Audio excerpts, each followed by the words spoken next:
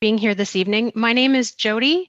I work at Environics Research. We're the organization that's been commissioned by the Toronto Police Services Board to undertake these public consultations on the topic of the job description for Toronto's next Chief of Police. Before we start, I'd like to acknowledge that as participants joining together virtually tonight, we're coming together on land that is the traditional territory of many nations, including the Mississaugas of the Credit, the Anishinaabe, the Chippewa, the Haudenosaunee, and the Wendat peoples, and is now home to many diverse First Nations, Inuit, and Métis people. We also acknowledge that Toronto is covered by Treaty 13 with the Mississaugas of the Credit. A few notes to share with you as we get started this evening. In terms of the purpose of this and other public sessions that have been taking place over the last few weeks, Environics Research has been commissioned by the Toronto Police Services Board to undertake broad public consultation to define the qualities, characteristics, and traits for the job description for the search for Toronto's next Chief of Police. These sessions are designed to hear feedback from Toronto residents and other stakeholder groups on this important topic. Part of our role will be to create an evaluation framework, and the feedback we get from you goes into that framework that will assist those who are identifying, interviewing, and vetting candidates for the job of Chief. It is not in our purview through these discussions to identify, vet, or appoint any candidates. And furthermore, we're not here to influence broader policy discussions and decisions that are currently before the Toronto Police Services Board or the City of Toronto. Just a quick overview of the proposed agenda that we have for this evening. We're in the midst right now of just our welcome portion, the terms of participation with the group this evening. We'll then move into a discussion of issues pertaining to Toronto's police service today and into the future. Given the number of participants who are joining us, looks like we'll be breaking out into smaller breakout sessions so we can spend some time focusing on a discussion around those important characteristics and traits that are sought in the next Chief of Police. We'll come back to the plenary and hear back from each of the groups and have an opportunity to prioritize from all the group feedback the characteristics that are the most important. We've got some time towards the end of the discussion to cover the process of appointing a new Chief of Police and identify any questions around that. And we'll be wrapping up right around 8 o'clock as planned this evening. A few terms for participating this evening. We're asking people to limit distractions if you're speaking, so there's not a lot of noise in the background and we can hear what you're saying and take note of your comments. We're asking participants to please use the chat function. We'll do our very best to call on everybody who'd like to speak during our session this evening, but in the event that we don't have that opportunity, or even if you prefer, you can contribute comments through the chat on your screen. The function is at the bottom of your screen. If you move your cursor, you'll see the function pop up. And that becomes a part of the official record of this discussion. So that will definitely get logged as a contribution to the discussion this evening. We understand that people are coming to this conversation with a lot of passion. We welcome that passion in the discussion. We understand that it means that this is important to you. What we don't welcome are personal attacks, any kind of foul language or lewd behavior during the session, and you will be immediately removed by our technicians and not permitted to return to the discussion. So just a warning about that. Your participation this evening is anonymous and voluntary. I'll call on you based on the names that you've provided for logging in, but at no time during the synthesis of what we're hearing from these sessions will we be identifying anybody or connecting them with their comments. So please don't worry about that. In the interest of hearing from everybody who would like to participate in the session tonight and would like to speak, we will be timing oral comments. You'll be limited to 2 minutes, at which time we'll put you on mute and take the opportunity to call on somebody else who would like to participate. And just given that I didn't clarify earlier. If you would like to speak, please raise your hand. There is a virtual function for that in the list. We can see participants with hands up, and we will call on you in the order that we see you appear on our screen. So please make use of that function as well. Finally, the session is being recorded. That helps for our notes so we can review the discussion. But in addition, this session is being broadcast on the Toronto Police Services YouTube channel. It's being broadcast live, so other people can be watching right now. Recording of this session will also be available on the Toronto Police Services YouTube channel, which can be accessed through the Toronto Police Services Board website, where you can find more information about the public consultation activities. Finally, when we do go into that breakout session later, those breakouts are not viewed on YouTube. So if you're watching us on YouTube right now, you will see a screen with a message saying that we will be returning to the plenary at the end of those breakout sessions. So just a note about that. A few notes about the public consultation, what's going on in anticipation of questions about this process. This is the fourth, so the last of 4 public forums. We have spoken with residents in 4 corners of the city over the past few weeks, and tonight is the session with residents primarily in North York, but not exclusively. In addition to these public forums, the public is also invited to provide feedback through an online survey, which is available through the Toronto Police Services Board website. You can see the URL there. We'll also share the URL again at the end of the session, so please don't worry if you miss it now. But we invite you, in addition to your participation this evening, if you, friends, family members, if you're associated with an organization and your community is interested in providing feedback, many of the same kinds of questions and things we discussed tonight are available through that survey, and we ask you to go there. It'll be live until May the 13th. And finally, there are about 23 other discussions that are taking place with various key stakeholder groups, including different community organizations that represent underserved and equity-seeking groups across Toronto, youth groups, elected officials, conversations within the police service with members, and different City of Toronto advisory committees, and Toronto's business community as well. If anybody has any questions about the process or what we're planning for this evening, we're happy to take those questions now. Otherwise, we'll just launch into our issues discussion. If anything wasn't clear about how to participate this evening, the intent, then now is the time. Please throw your hand up. We'll look for you in the participant list, and we're happy to hear from you, but I don't see any hands up at the moment.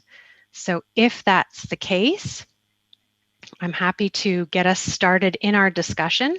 We'd like to start broadly in these discussions and get a sense from the participants, the people who have come to share their thoughts and feedback with us tonight. What do you view as the top issues facing the Toronto Police Services today? What are the top issues out there for the city and for police? Please put your hand up. We'd love to hear from you to address the group. A reminder that the chat is also available to you if you prefer to submit your comments that way. I see Sean, you have your hand up. Please go ahead, get us started. In an internal sense, I think that accountability is a very important thing in the police force right now. I think that police officers who commit violations of their authority or who commit any sort of common crime should be held accountable to the fullest extent of the law rather than being allowed to skate. Great, thanks very much, Sean. Thanks for your comments. Anna V, please go ahead, your hand's up. Hi, this is Anna, the Executive Director of Community Family Services of Ontario. Welcome, Anna. The comments that I make make are related to the clientele we serve. Our main interactions with police have to do with domestic violence and mental health cases. They are a main partner of our services, but I also recognize that mental health issues and domestic violence issues make up a big part of 911 calls, and that actually increases the burden of the force where they are not fully equipped or trained to handle these calls. I also understand that Ontario budget has an allotment of funds to increase social work or counseling capacity in the police force to help deal with these issues. So I suppose we need to make that a standing and ongoing function to equip the force to deal with what is causing a lot of burden and workload. And these people often would get into conflict with the law, not because they actually broke the law intentionally, but it could be because of their mental health issues, or it could be because of their different cultural understanding of the definition of domestic violence in Canada. And as a social service agency, I think we are very willing to partner with the police in, such public education work or community outreach work. Thanks very much, Anna. Thanks for those comments.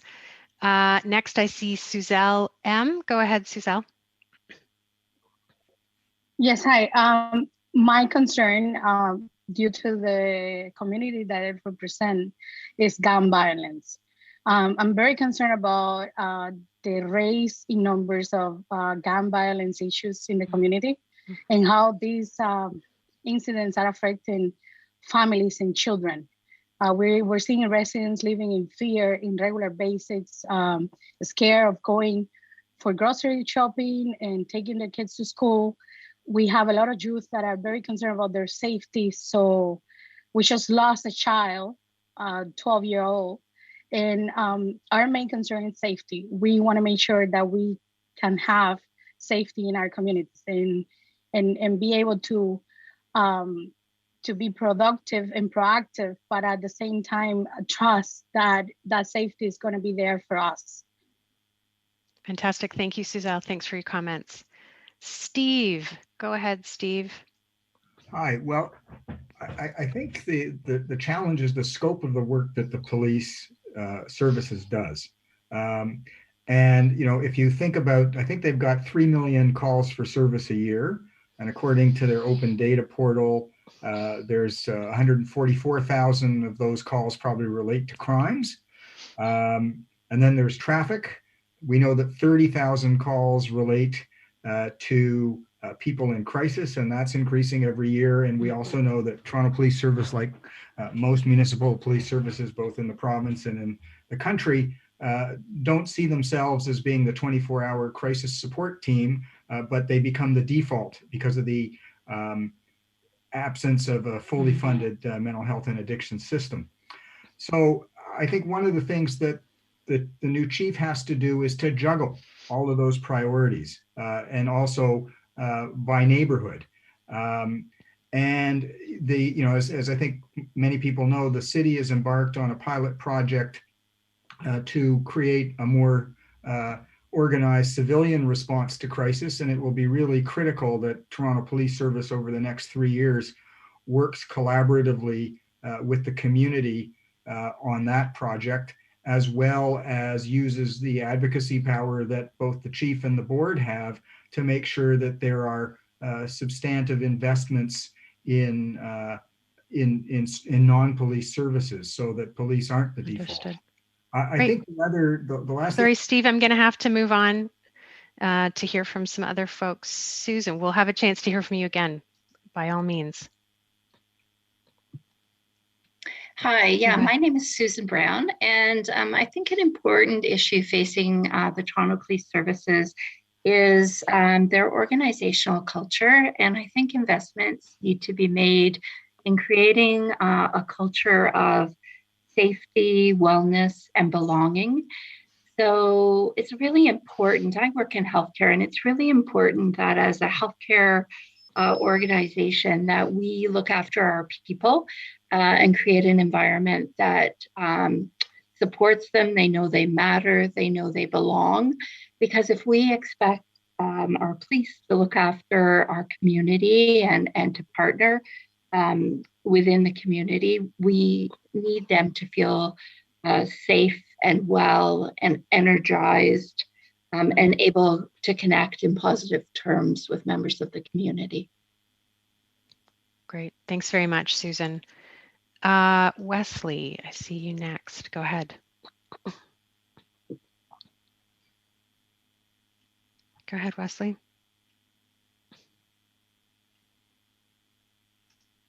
We're not hearing you, Wesley. Maybe we'll come back to you. James, go ahead. Thank you. My name is James Lee, and I really appreciate this opportunity. So as when I speak to my community, and many of them ask me to bring this message to this session, when it comes to our next police chief, the folks that I've spoken to, they really feel like they want to see someone who understands the diverse community that makes up Toronto and appreciate the different needs that are represented by the different community groups. We want to see a police chief that prioritizes equity training and practices in the police force, and also someone who has a history of serving the community and a history of personally contributing to Toronto. And so we really would like to see that the grassroots Toronto-based individual to become our police chief. And above all else, we would like to see someone who is able to self-reflect and improve upon him or herself when it comes to personal biases and other traits that our community would need our police force to see in the future as well. So thank you very much for this. Thanks very much, James. And thanks to everybody who's using the chat too. I appreciate that. And we see your comments, and those will definitely be added to what you see happening on the screen right now. We're just trying to keep up with you. Wesley, you're back and you've mastered the mute. You don't appear to be muted. Go ahead, give it a try. Might be an issue with your microphone. I'm sorry, we're not hearing you. Maybe give the chat a try and see if you can get your comments in there. Hamza, you're up next. Hi, so first of all, I'd like to acknowledge that just today we have had an incident where a man is in life-threatening condition because of the police. And we've also had Conal Quinn, a constable who has now been charged with sexual assault. So these are reminders that the Toronto Police continues to cause great harm to our community. And then they continue to not be financially responsible with the funds that they use.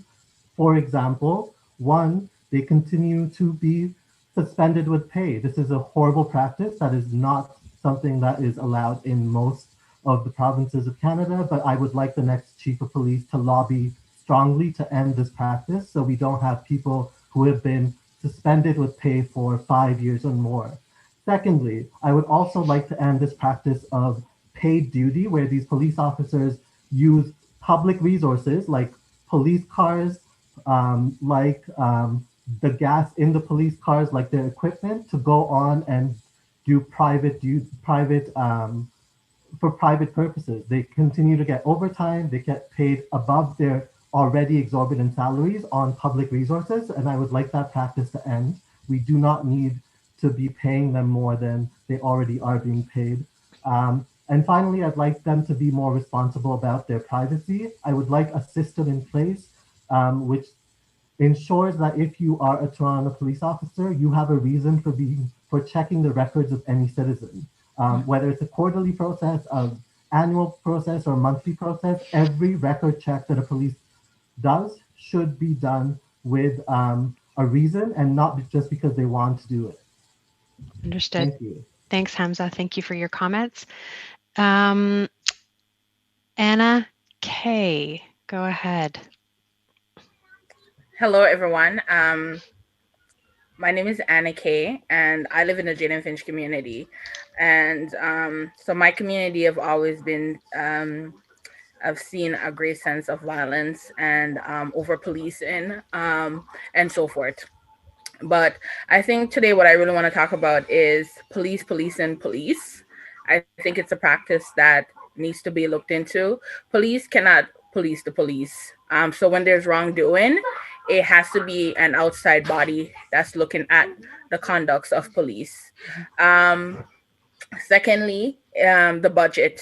Every year, the police budget keeps getting bigger and bigger, but the response to community is still the same. We need to look at the budget and think about how can we really utilize this budget in an equity base, and how police are being more reactive than proactive. And I guess I could maybe just touch on gun violence in my community, that we don't need reactive measures, we need proactive measures, and that usually is with the help of the community to address some of what's happening. And also, I know that this is bigger than just the police, but also proper funding. But when it just goes back to just accountability, and that police cannot police the police. Thank you. Understood. Thanks very much, Anna. And what I'd like to do, and I'm going to keep calling on, I see hands up. I want to alert you to some other questions that are coming up too, because you may be able to answer these in your comments and your statements, and as we're seeing information in the chat as well. Some other questions we're going to ask are about words you'd use to describe Toronto's police service today, and words you'd like to be able to use to describe the service 5 years from now. So thinking about where we are today and where we'd like to be in the future. So if that's part of your thoughts now, or if that's something people would like to answer, those are the questions that are coming up. And Jack, you're next in line, so please go ahead.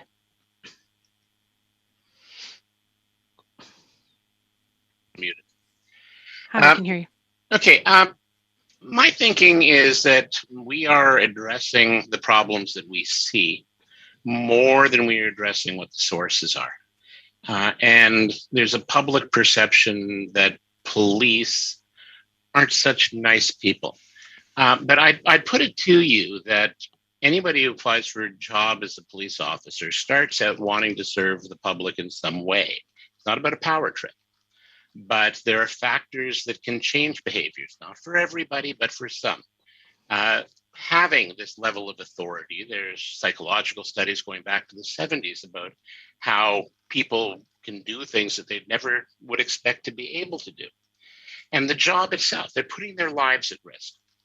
So if we look at that context and at the same time consider how we can change the negative manifestations of what they do, how they behave, or some of them, and recognize always that it's not a majority of the police force.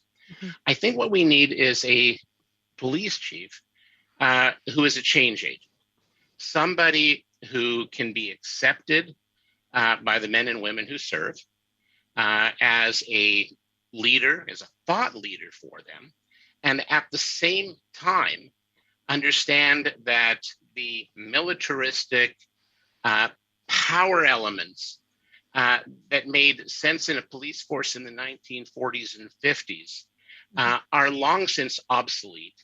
And we need to be developing with the people we have, training the new people coming in, a means of being more open to the nature of modern Canadian society. And at the same time, recognizing individuals, whether it's mental health problems, whether it's an often genuinely based sense of persecution, and work towards solving problems. Okay. Sorry, Jack, you're running out of time. Okay, that's fine. We'll come back to you. Thank you very much. Thank you very much. I thank you for all the comments. Thank you. I see lots of comments in the chat. Just a reminder to folks, and we welcome your oral comments to the group as well as written. What are the words that you would use to describe the Toronto Police Service today? And what words would you like to be able to use to describe the service 5 years from now? We're just scanning through the chat and pulling what we can out of there, but I'm curious to hear from anybody who would like to address the group on these questions. How would you describe the service today? And we've heard some things about the issues that you believe the service is facing and that we hear about regularly in the news. And where do we want to see the service go? How do we want to be able to describe the service 5 years from now? Leadership. Sarah, I see overstretched, unappreciated today, protecting their own. Anybody like to address the group on this? What words would you use to describe Toronto's police service today or 5 years from now? How would you like to be able to describe the service? Steve, go ahead. Well, I think we also have to acknowledge they're trying. I've been working with them on the mental health and addictions file for, close to 20 years, and there's been a sea change at the leadership level, and some really fabulous training that they've developed over time. But I think the challenge they face is that they're only as good as the individual officer and community perceptions of their performance. But I think it gets to what we would want the police chief to be able to do 5 years after getting the job, rather than me saying they're trying. I think we'd want to be able to say they're succeeding in building partnerships and confidence with the community. Okay, great. Thanks very much, Steve. Also see lots of other comments: accountable, cooperative, unbiased, diligent. Scurry says some wonderful officers, some bad apples. I think that means today. Anybody else like to comment on this? Anybody else like to address the group? How would you like to be able to describe the police service in 5 years? Integrity and transparency. Because what we're going to be doing in the next few minutes is breaking into smaller discussions where we can talk about the leadership qualities and traits that are necessary in the next chief of police, who's going to get us to the place we're describing now on the screen here: inclusive, empathetic, the best equipped in the world. Anybody want to explain the words that you've chosen? Why are these things you aspire to for Toronto's police service? Trust, approachable. And are these things that are missing today? Can you not use these words today and you hope for them in the future? Sean, go ahead. Perhaps this is just with the spheres that I exist in, but right now there's an air of fear around police officers. Generally, whenever I'm walking down the street with my friends and a police officer passes us or a police car passes us, they usually tense up and seem to fear. It's really not helpful to fear the people that are supposed to be protecting you. So in the future, I'd like that my friends would be able to walk up to a police, say, "This happens, can you help me?" in any circumstance that they're supposed to do, instead of doing it themselves and kind of dismissing the police as something that's inconvenient, scary, and inefficient. Understood. Thanks very much. Thanks, Sean. I'm going to say this. Timely.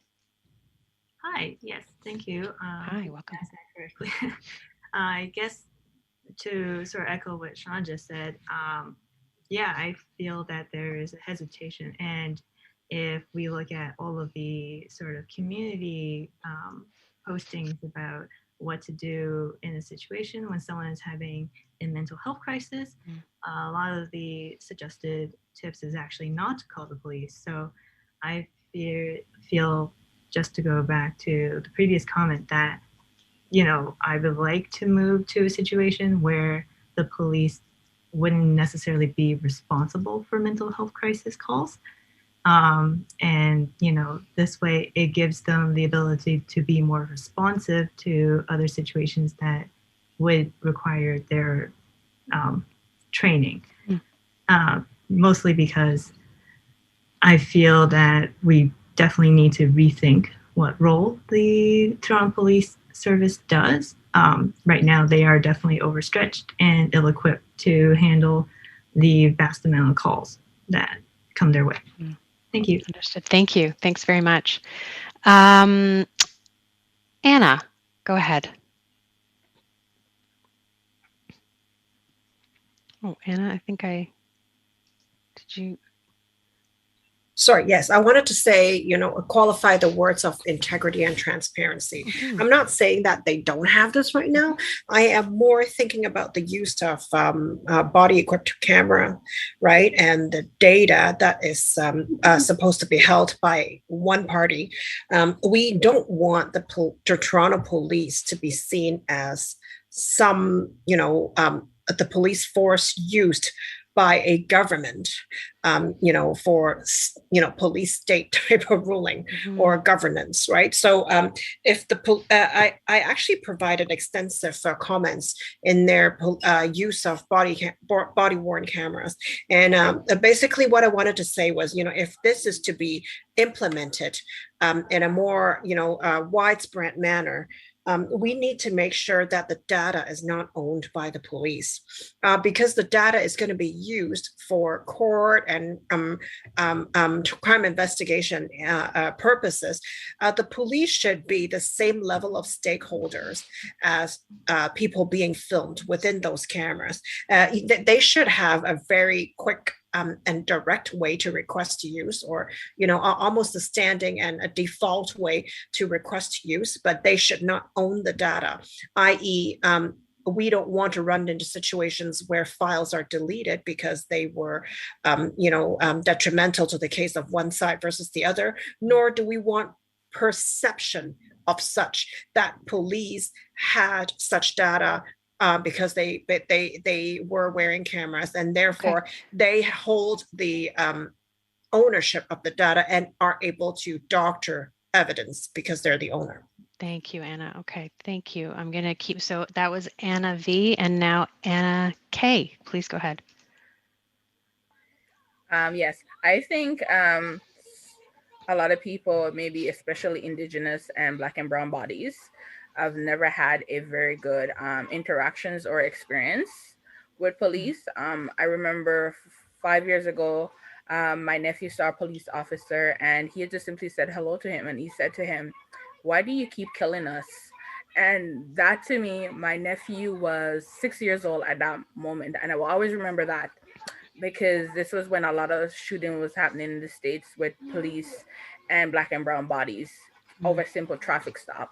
But what I would like to see 5 years from now with our police force is using some of these best practices that we're seeing happening in other parts of the world, like Europe, and also some of these great recommendations that have come out of work and sadly out of shootings and other things that have happened that are best practices that we can use. My issue with body camera is I don't want a police behavior should just be based on because there's something there watching his every move. It should be authentic of you truly doing what is right because it's right. And that's what I want to say. Thank you. Thanks, Anna. Suzelle, go ahead, please. I wanted to speak in regards of police dealing with mental health crisis. With COVID-19, we have seen an increase in domestic violence incidents, and they're very much linked to mental health crisis. Now we're seeing individuals being put in the system, taken to jail instead of being offered mental health support. We have seen families calling 911 because there's really no place to be other than actually making that phone call. And when that happens, you are assuming that police officers attending the call are coming to listen to what the family has to say, but instead they apprehend the person and just charging them with crimes over domestic violence, and then the person is in the system and even gets bail without being supported at any time during the process. So, and these are people who are mentally ill, and we have seen this increase of cases during COVID. So we want to see police officers in a police chief that understands the difference between mental health crisis involving domestic assaults and a perpetrator assaulting somebody because of, you know, committing a crime per se. That's one of the things that is most important too. Thank you. Thanks, Suzelle. We haven't heard from Mark yet. Mark, go ahead. Thanks very much. I appreciate the time here. I'm going to try to phrase myself very carefully here because I do come from a different background, and I recognize that others have different experiences than me. So please bear with me. I would like to see a chief who is able to explain the why of why things happen. So often, those in law enforcement are very secular. They stick to themselves, and there's as a result, maybe unintended sometimes, there's an us versus them mentality.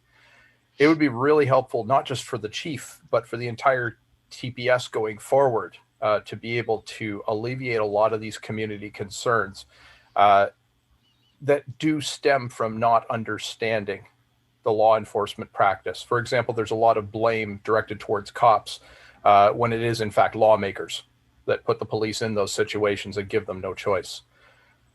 Just to wrap this up, I'd like to see a lot better equipment and training because right now we give cops a gun and say, go solve my marriage problem, go solve your drug problem. And it's really unfair to our police officers.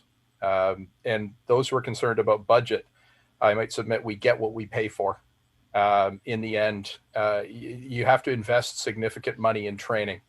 It has to absolutely go through the roof like other forces in the world have done. We are failing our cops, plain and simple, and they in turn are now coming back and failing us sometimes through no fault of their own on some occasions. And it's sad for everybody. Thank you. Thanks, Mark. Thanks very much.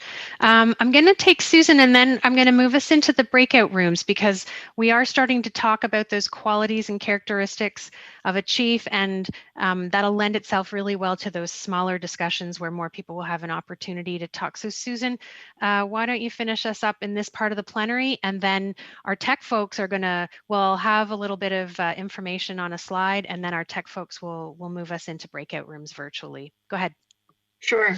I think that we're at a historic moment in policing, and in a sense, the stakes have never been higher. And I think really what's called for is social change. So we need to have a policing presence and partnership in our communities, and deep and meaningful relationships with members of the community, not just when people find themselves in conflict with the law, but as true partners, being part of the vision, the aspirations, the achievements, and the unique characteristics of the many communities that make up Toronto. And so people form partnerships through listening and collaboration. And in so doing, they rebuild trust and respect. And I think really what we're talking about is an organizational and cultural transformation.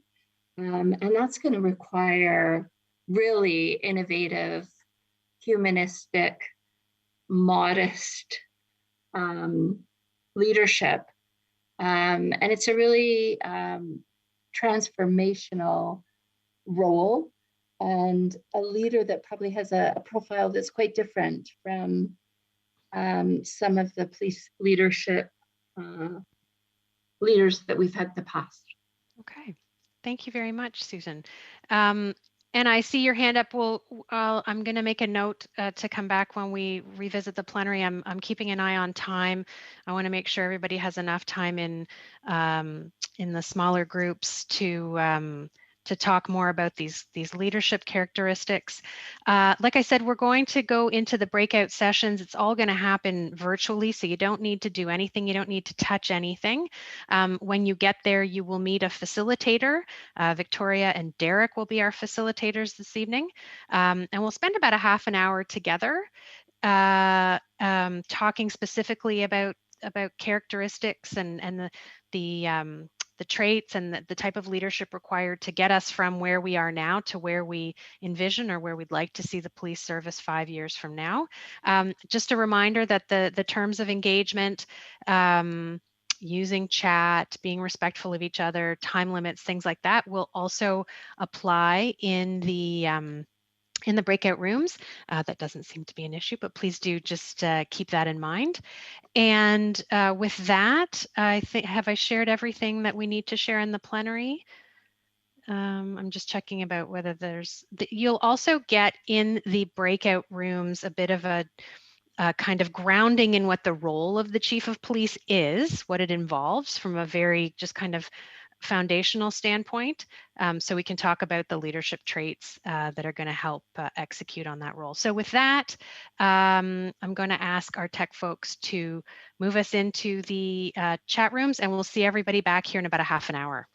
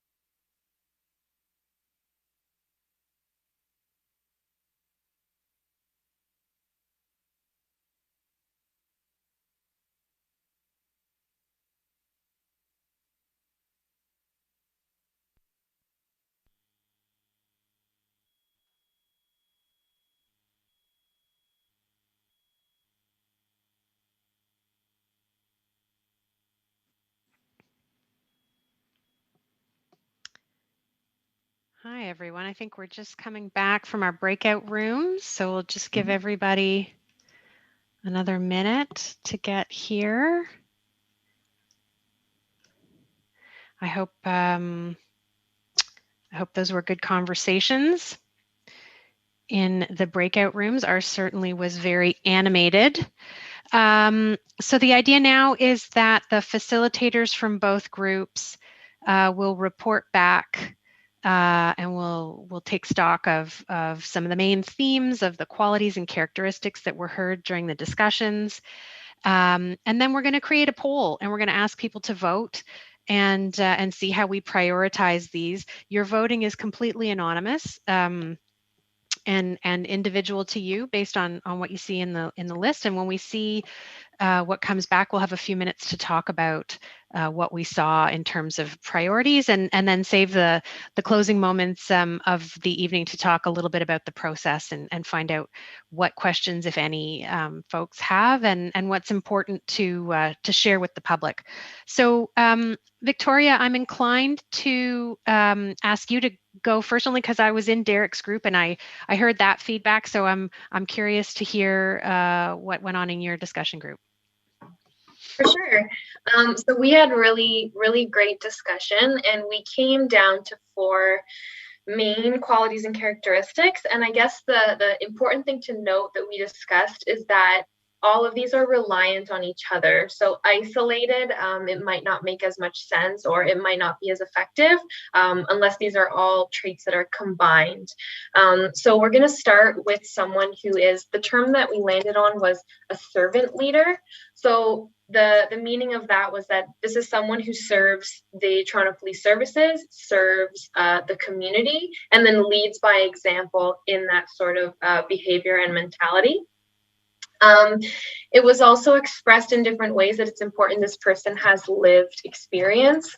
So in order to be able to serve that community, or in order to be able to serve the services, you have to understand where they're coming from on both fronts. So experience in the community, experience from what service members go through on a day-to-day basis. The next is being collaborative or consultative with partners. So understanding what's beyond the scope of what the chief themselves can do, and partnering with the right people to get those things done. And then the last one was someone who's realistic and transparent. So that sort of experience and being trusted will allow them to be someone who can set expectations and be super transparent with the community and with service members. That's great. Victoria, if I had to put you on the spot for a 5th, do you think you had one that was a front runner for or runner up for number 4? Because I know we came up with, I think there were 5 in the other group. So let's make it an even 10 if possible. Sure. Yeah, for sure. So I would say probably in that case, then it would be the trustworthy aspect, someone who can be trusted by various levels of community, including youth. So I'm going to add trustworthy there. I think that builds into that description well. Great. Thank you. Sorry to put you on the spot like that. Derek, your turn. How about you report back from your group? Yeah, well, we had a very lively discussion as well, and people came up with many different attributes they'd like to see in a chief. But I think we collapsed them into 5 major categories, some of which overlap a little bit with what Victoria was saying. But I think one was confident / leadership, like in other words, leadership and confidence together, which encapsulates a lot of different qualities around being a leader and being visionary and being a role model, etc. Another one that came up was we could classify as emotional intelligence, which is the ability to empathize, the ability to understand the needs of different people, an ability to understand the needs of officers as well as of citizens. So emotional intelligence was another one that came up. Another one was, and this maybe goes along with has lived experience, was broad experience, and the idea of someone who isn't someone who's only spent their life in in policing, but has experience with the outside world and with different people from different walks of life. And another major category that we came up with was that we called engaging communities, because of the very diverse communities that the chief of police would have to deal with across the city. An ability to engage with a variety of different communities and to understand them. And the fifth one that came up as well was someone who's an innovator and someone who can make change. And maybe that also goes a little bit with being a confident leader, but it's the willingness to embrace change.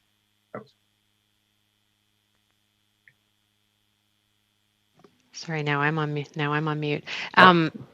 Great, thank you very much. So I think, am I 2, 3, 4, 5, 6, 7, 8, 9, 10? And I think they're distinct enough that we should be able to put them all into our poll and ask people to prioritize. So that's just happening behind the scenes right now, folks. You know what I'm going to do, because I know our tech people are setting up the poll and they'll have that ready shortly. Anna Wong, you had your hand up before we went to breakout rooms, and I made a note to come back to you.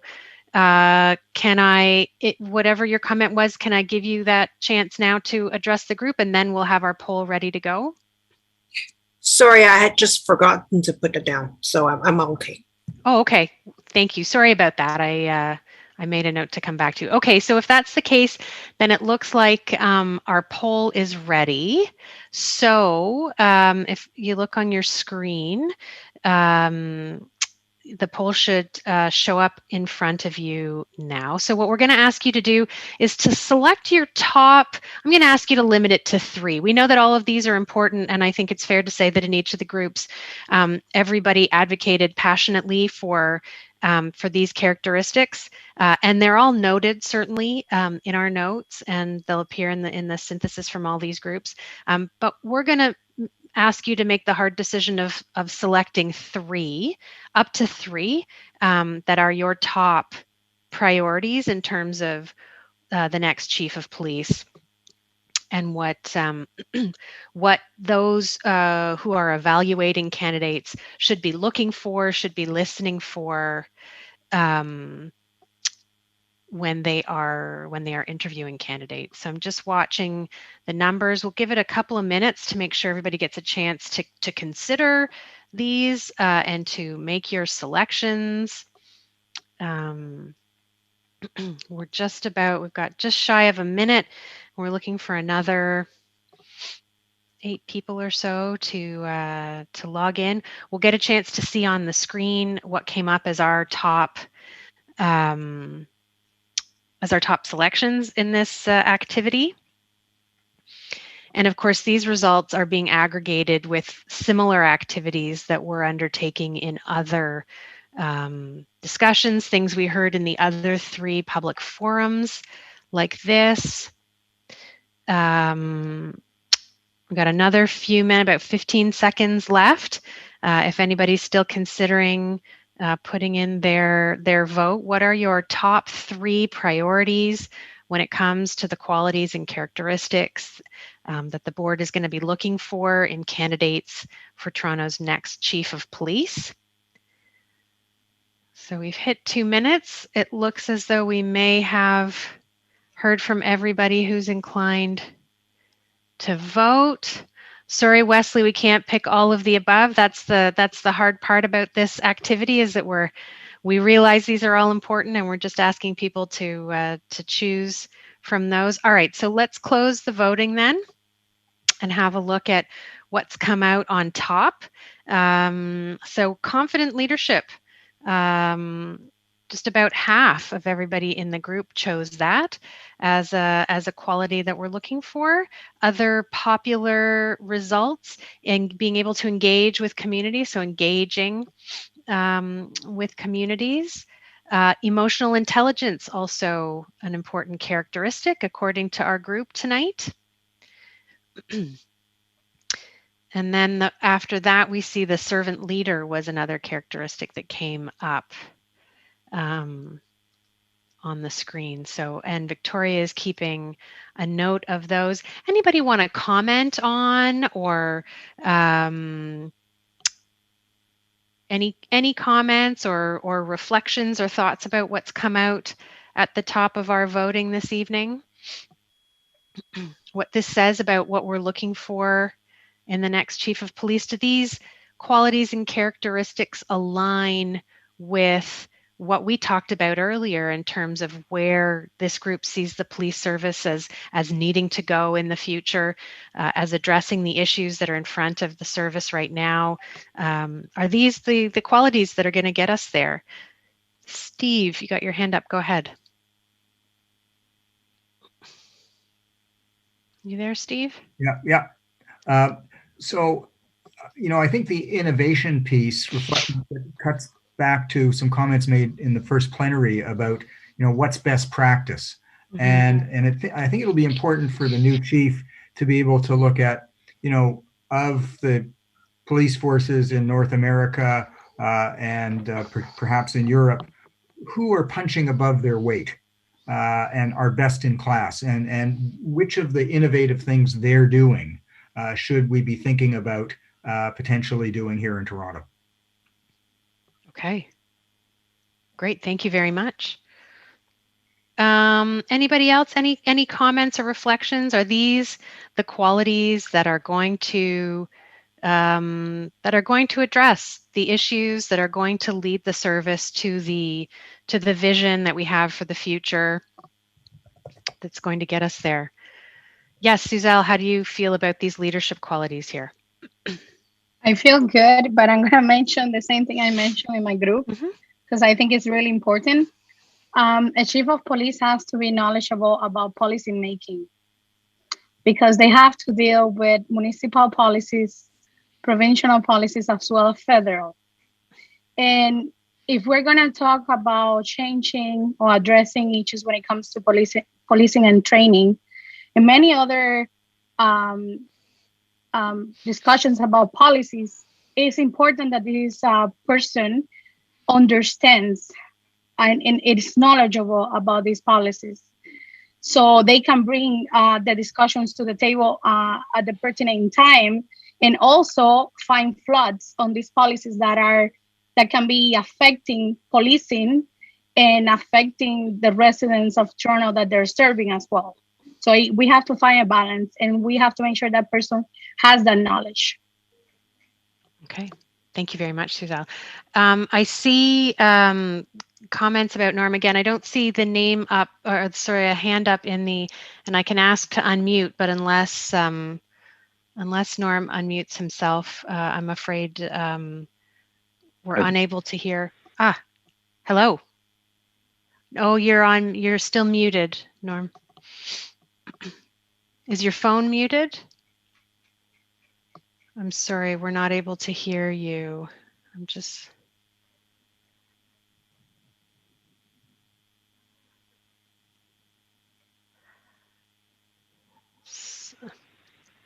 Norm, I feel like your phone's on mute.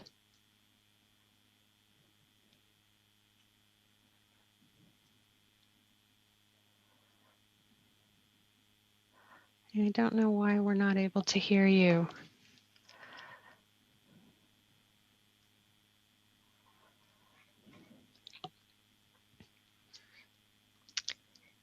While we're sorting that out, anybody else like to comment on the qualities that we're seeing? Looks like Norm's getting some technical assistance. So we're able to hear if there's anybody else who would like to comment on the priorities that we've seen on the list here.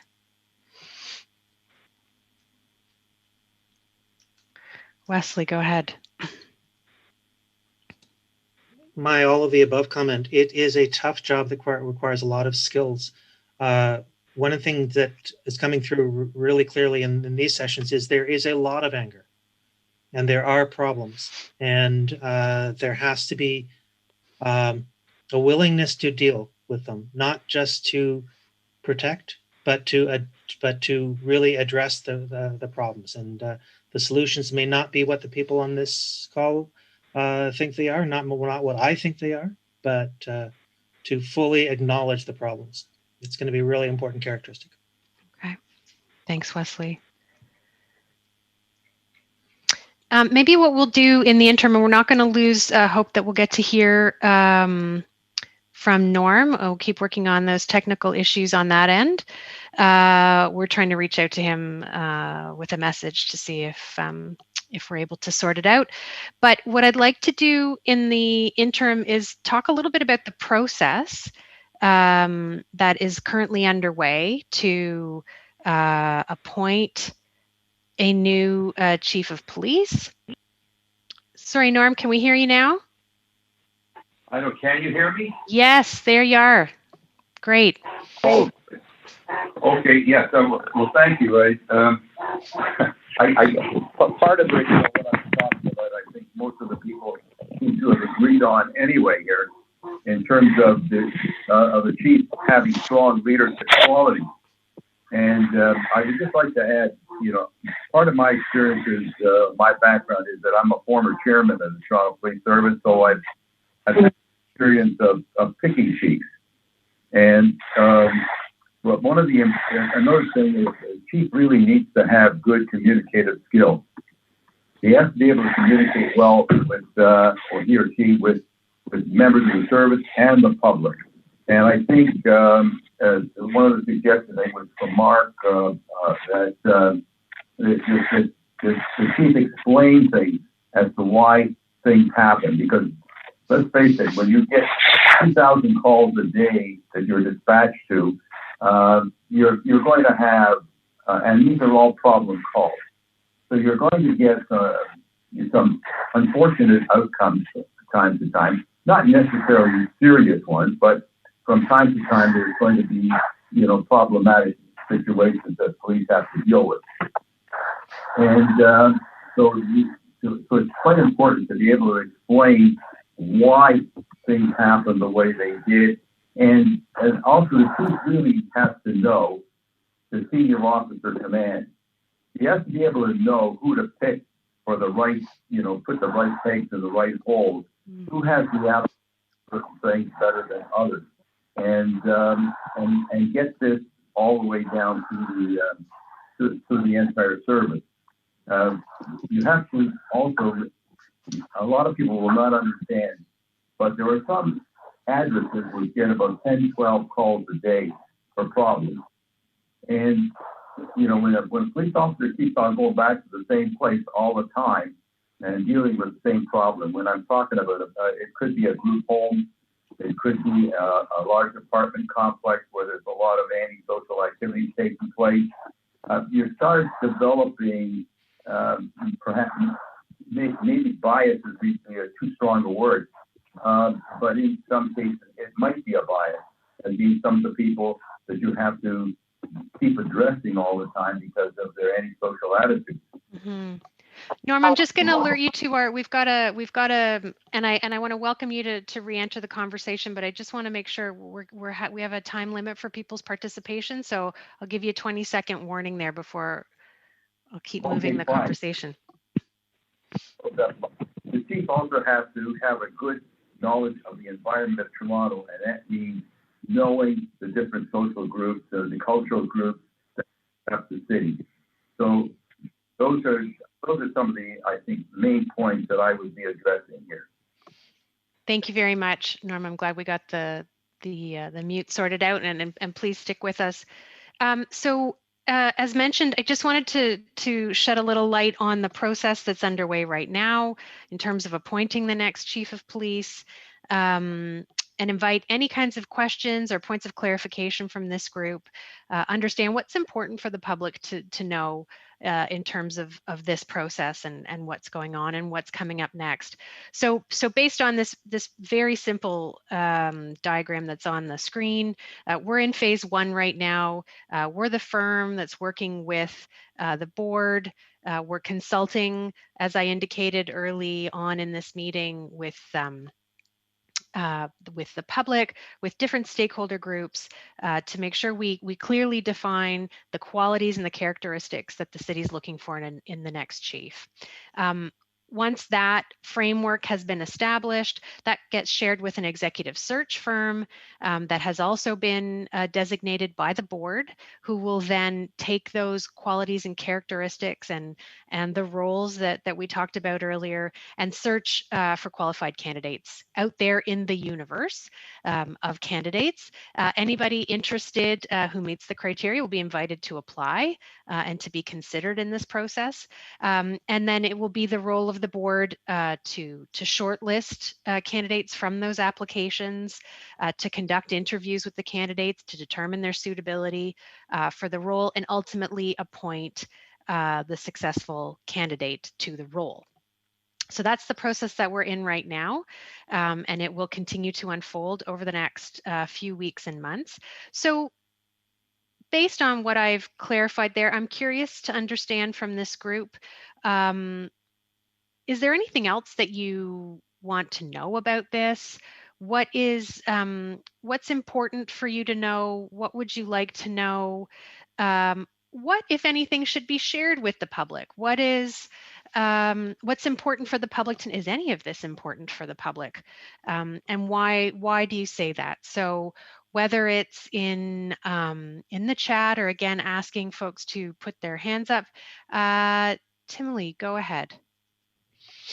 So I just have a question. When you're passing on the results of all of these consultations to the executive recruiting firm or to the board, how much of what has been determined through these consultations will be used? Like, are they going to use all of it, or are they going to pick and choose from what they themselves would like?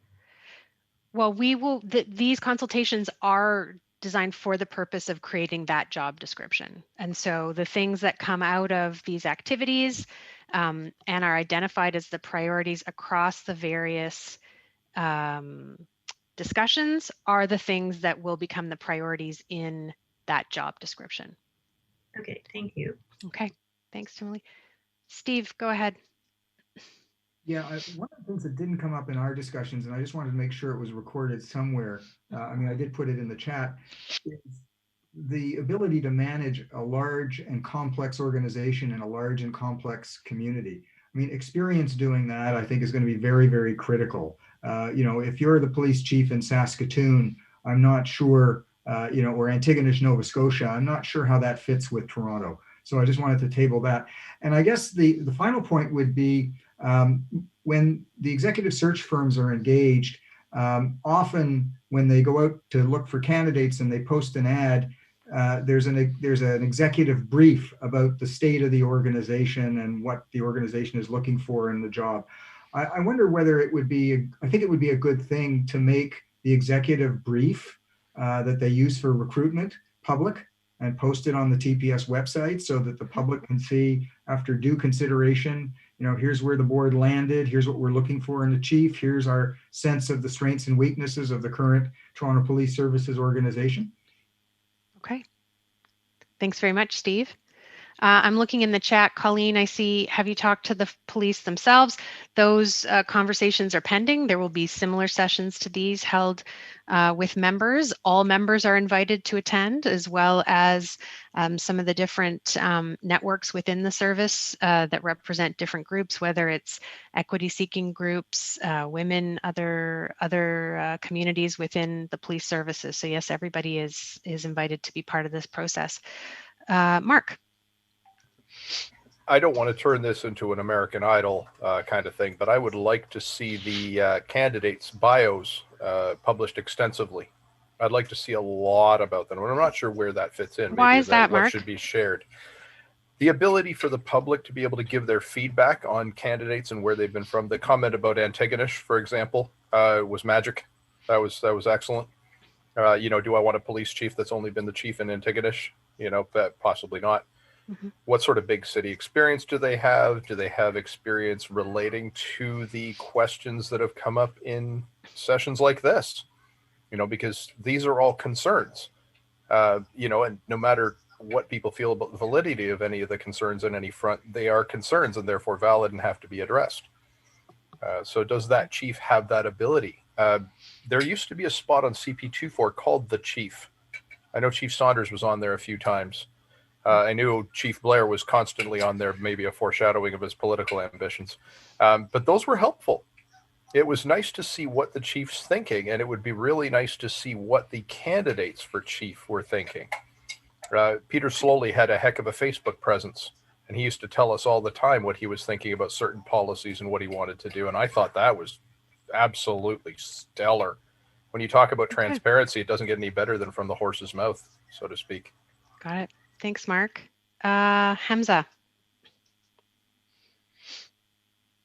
I also wanted to echo some of the sentiments that have already been discussed about. I'm just having some trouble hearing you, Hamza. I'm wondering if you could just speak up or get closer to your microphone. I also wanted to just echo some of the sentiments that have already been discussed. For example, the idea that there needs to be a bit more transparency, openness in this process. I know that this is a position that's appointed, but in lots of places, including in the US, this is the kind of position that is elected. So it's not, I don't think, unreasonable to ask for things like the candidate's CV, for example, and have more information about who they are before the board makes a decision. So I would also like more information on why the board ends up choosing the candidate that they end up choosing. Okay, great. Thank you very much. Hasti, go ahead. Thank you. Just kind of piggybacking on this, the comment about transparency and sharing bios.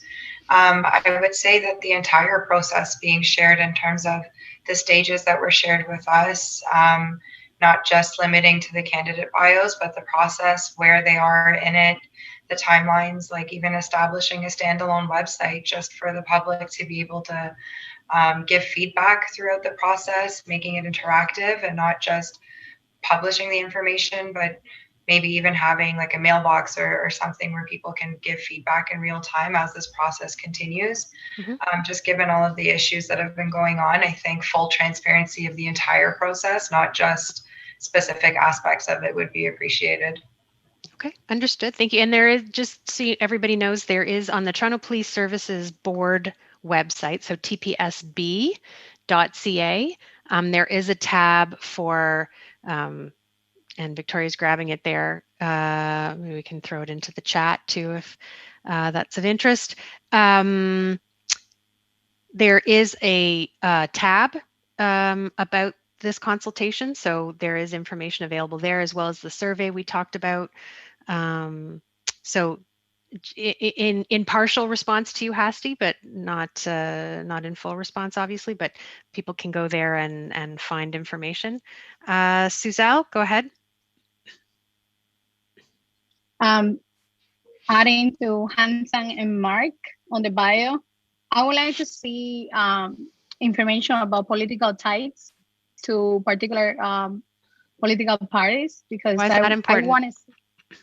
I think a police chief should be somebody that knows how to separate work from their political views. A person that it has to be unbiased, so it can be productive when making decisions and making changes. So I also wanted to make sure that the work that this person is going to perform will not be affected by the decisions being made by somebody in the political arena. So it's very concerning. Political parties, lobbyist groups, things like that. I want to make sure that this person represents the public and not a particular political field. Okay, thank you very much. And we're keeping an eye on the chat. Thank you for that. And we still have time for other comments. I am curious to ask this group, by way of one of our final questions, how are you going to know when the board has appointed a candidate who represents all the things that we've talked about here today? What kind of evidence are you looking for? How will you be reassured that the process took into consideration the feedback that's been offered throughout this early process? So I'm curious if anybody would like to put their hand up, looking for comments in the chat as well. Not just consultation, but involvement in the consultation or in the interview process. Jack, your hand's up. Go ahead.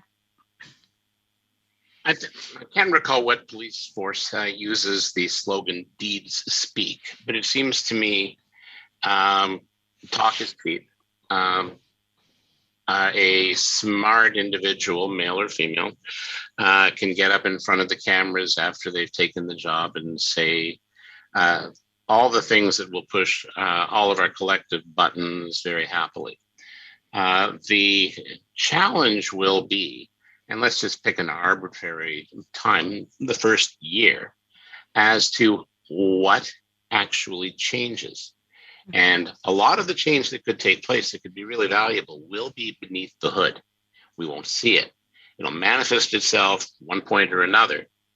But there should be a conscious effort by the service to keep the public apprised of new developments, innovations taking place, public interactions, public consultations, somebody who demonstrates that they are listening to people. And not just going off to, various community groups that you'll never get to all of them, but somehow being more broadly open to all points of view. Human relationships are important. If you actually know somebody and you've spoken to them, you've got that much better a chance of getting a sense of where they're coming from, and hopefully for that individual to have a sense of the needs of the people they're going to serve. Great. Thanks, Jack. Steve, go ahead. Well, I think it might be trust building to provide the public with a summary of these consultations and also what emerges internally. And then put out, is there anything we've missed, major gaps? Just to, again, inform the process more. The more transparency in this process, the better. I think it was Mark who mentioned Peter Slowly, who applied for the job that Chief Saunders got. There was a sense at the time that Slowly was the change maker. And the board decided to choose Chief Saunders based on his extensive experience within TPS over very many years.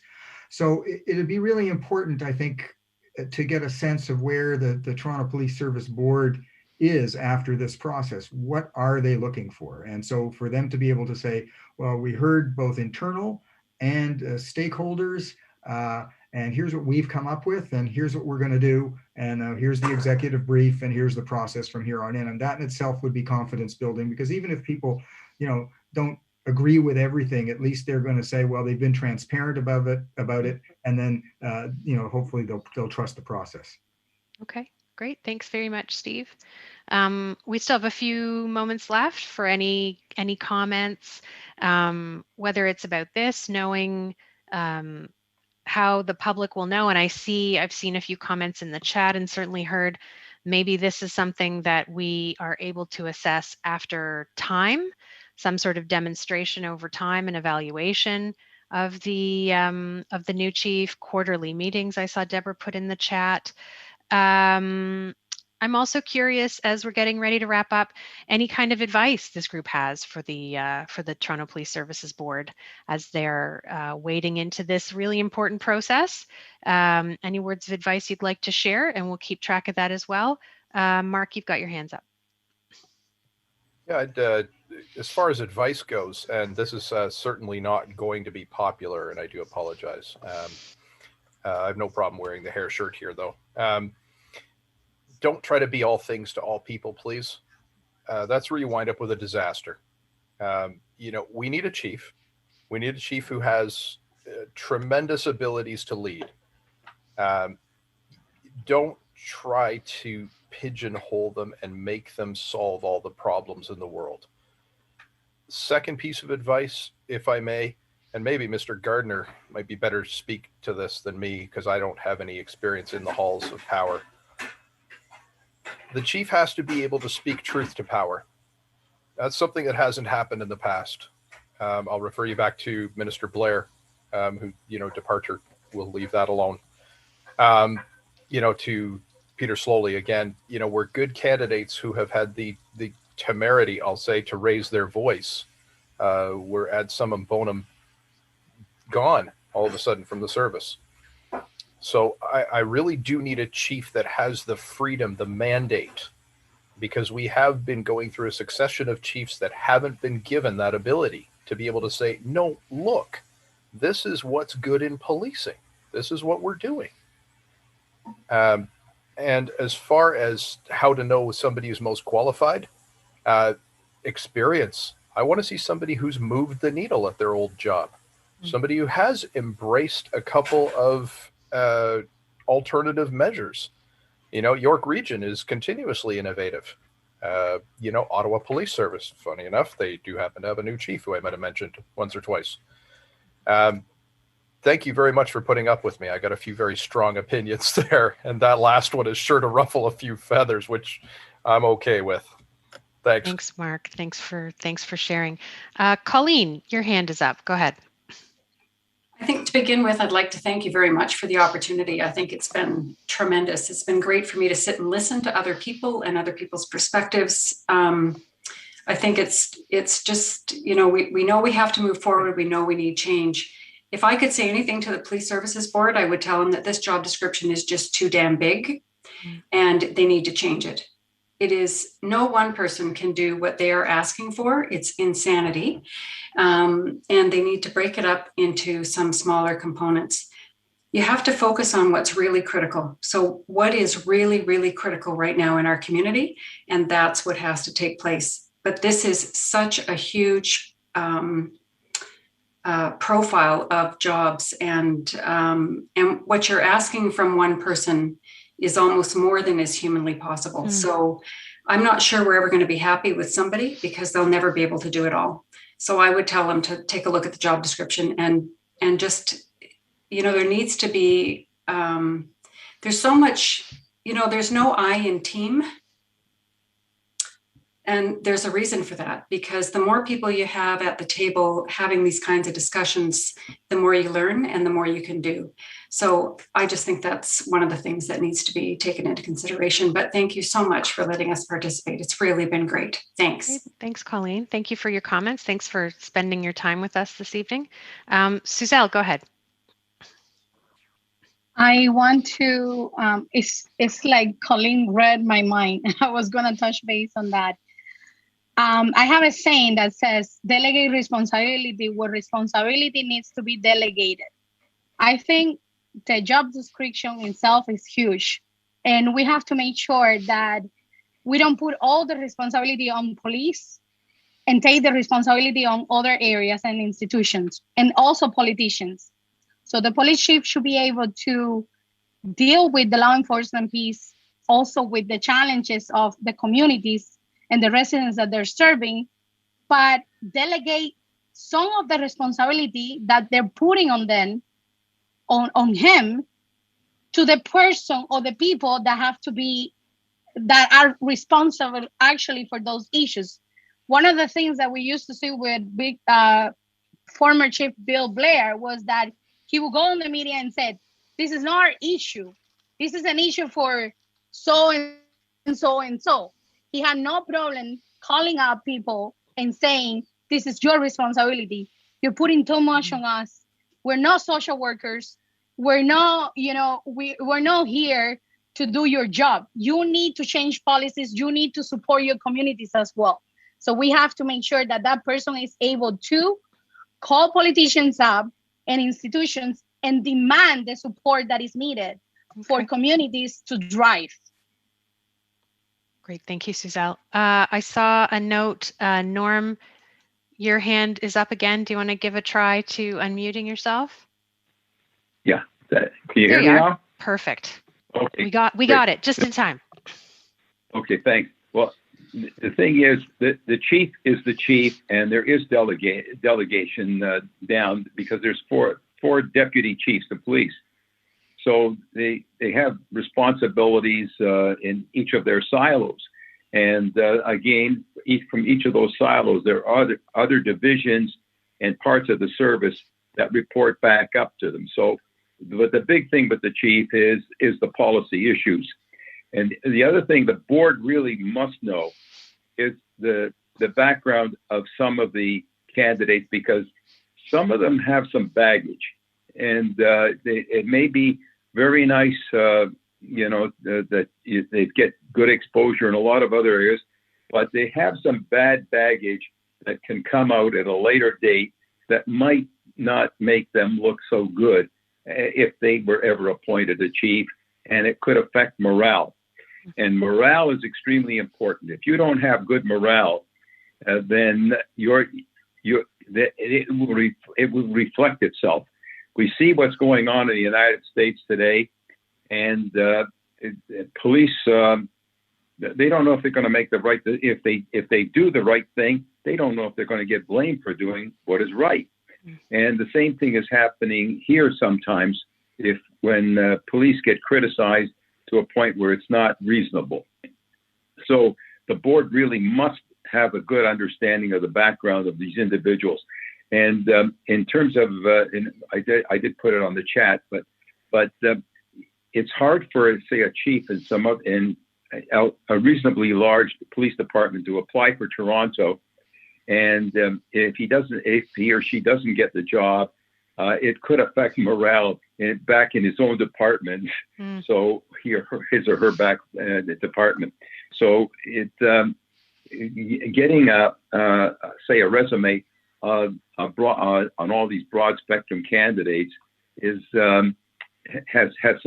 problematic. Let's put it that way. Okay. So the big thing is getting to know the ones that really come down to the final phase of interviews. That's the important part, and that's where the board really needs to put its emphasis, and also its discretion on name dropping. If it's from within the department itself, it's not a problem. And with Toronto's having 5,000 police, I must tell you, in 1992 they had 5,600. So police have been defunded substantially over the years. Okay. So, thank you, Norm. I'm gonna get to some other folks with their hands up, but thank you very much for those comments. Steve, go ahead. So given the comments about the job description, it might be interesting for the board to go through an exercise to reframe it in relation to the CPS mission, serve and protect, and what are the priorities for the next 3 to 5 years. Because the complexity of the organization and the operations is found in the first bullet, and then everything else is interesting. But really, what is the board looking for in terms of results over the next 3 to 5 years? Okay, understood. Thank you very much. And Suzelle, we'll give you the last moment. I would like to take on Norman's comments on police morale and how it's affecting and causing friction between communities and police. When we see evictions taking place, when we see arrests in schools, when we see domestic violence calls and mental health calls in where police have to make decisions, oftentimes this goes in the media or we actually witness, and we're seeing the police as the bad actors. But what we don't see, because I have these conversations before with police officers, is the people that are behind those decisions. So who called the police to do these evictions and have police present? Who actually called from the schools to have a 5-year-old arrested, which is the case that took place in Peel region? Who actually tells police that when a domestic assault happens, you have to apprehend the person instead of taking it to the hospital? Who tells police to respond a mental health case and actually take the person and again apprehend it and take it to prison instead of to a medical institution? So far, what we have seen is police officers who are very proactive sometimes, and they assess the situation and they make decisions. But sometimes these decisions are not part of the protocol. The protocol is different. So those protocols, they have to be revised and they have to be reassessed and maybe written all together. And the police chief has to be able to address those issues and discuss this, because it does affect the morale of the police and cause great friction. The service that is being done to many communities, especially communities that are being affected by issues of violence. Mm-hmm. So I just want to share that. Thank you. Thank you very much, Suzelle. And I'm mindful of the time. We're bumping up right against 8 o'clock this evening. Thank you all so very much for your really engaged participation tonight. It was a real treat on behalf of me and my team to hear from people who place such importance on this kind of respectful exchange, but passionate and meaningful as well.